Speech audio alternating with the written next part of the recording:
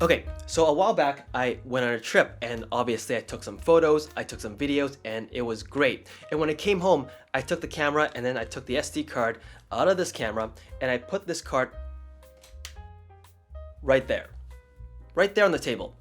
And I put it there with the intention of dumping the files into the computer later on when I get the chance. Now, of course, as you can probably guess, that never happened. A little while later, I had to go and shoot something, actually on this camera right here, and I was in a rush, so I grabbed the card from the table, thinking that this card was for this camera. I put it in, formatted it, and I went on to do my shooting. When I came home, I grabbed the card from the camera, back out, and I was gonna put it back on the table, and that's when I realized that, wait a minute, what happened to the card that I left here yesterday? Oh my God. So at that point, obviously, I was like, wow, I am an idiot. And I spent the next few days trying to recover the files from my trip. And luckily, I was able to get a portion of it back, but obviously not all of it. So I'm gonna try to keep this video short, and I just want to talk a little bit about the things that I learned going through this endeavor. But if you're hoping to come here to learn how to not be an idiot, I'm sorry, I can't help you because I'm clearly an idiot myself. But hopefully you can learn a few things from my experience.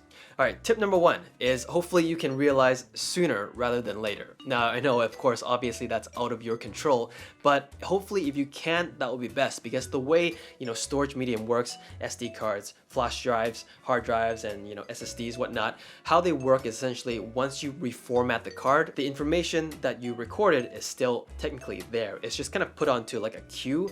When new information gets brought in, then the computer basically says, this stuff right here that I put into this queue, this is okay to overwrite. So go ahead and overwrite it. And how I know that is because when I tried to recover some of the files on my card, I actually found some files that are from like years and years and years ago that, somehow just never got overwritten. So if you can realize sooner rather than later, and if you don't overwrite the card with new information, then most likely I feel like you can get most of the information or even all of the information back from your recovery. Tip number two is try multiple recovery softwares. Now, I was actually quite surprised because I was able to, fortunately enough, try I think 2 or 3 different softwares, and I ran the scan and the recovery session I think 3 or 4 times. So what I realized was every time I ran the scan, I was able to get different pieces of information back. So like I was able to get a batch of this photo, and then next time I was able to get a batch of these photos, and then sometimes I get more photos, sometimes I get less photos back. So it's interesting to see that it kind of works differently, even though a lot of these softwares have the same UI, they look very similar, but something in the back end tells me that it works differently. And so trying different softwares and also trying different scans and multiple scans can be beneficial if that's possible. The third thing I learned is that video files are harder to recover than photos, at least in my experience. So on this trip, I took a lot of photos, obviously, but then I also took a lot of video clips as well. They're like small clips, maybe like 10 seconds, whatnot.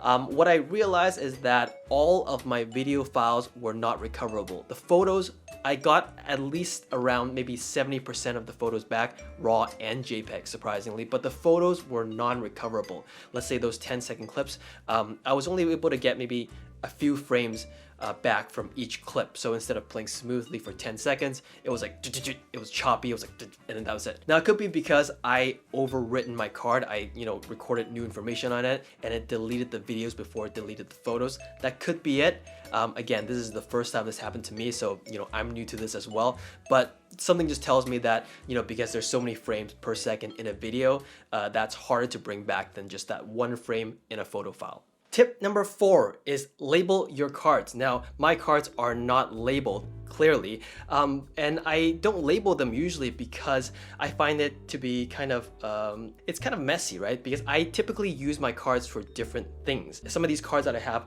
are like really old. They're like 10 years old. And the reason why I still have them is because they still work great for certain scenarios, right? Like obviously, if you're shooting 4K or 8K, they may not be fast enough, but they still work fine for photos, for example. So I keep them around, I use them for different cameras, for different things. So if I put a label on it, now it's like this card is for a certain camera, and it just becomes kind of confusing. But obviously, by labeling your cards, this can give me a good indication that this card is for which camera, so I wouldn't be using it for the wrong camera. I'm gonna start labeling it, and then if I need to use the card for something else later on, I'm gonna put a piece of tape over that and then relabel it. It is cumbersome, but I feel like labeling your cards can definitely be advantageous. Now, tip number 5 is use dual recording whenever you can.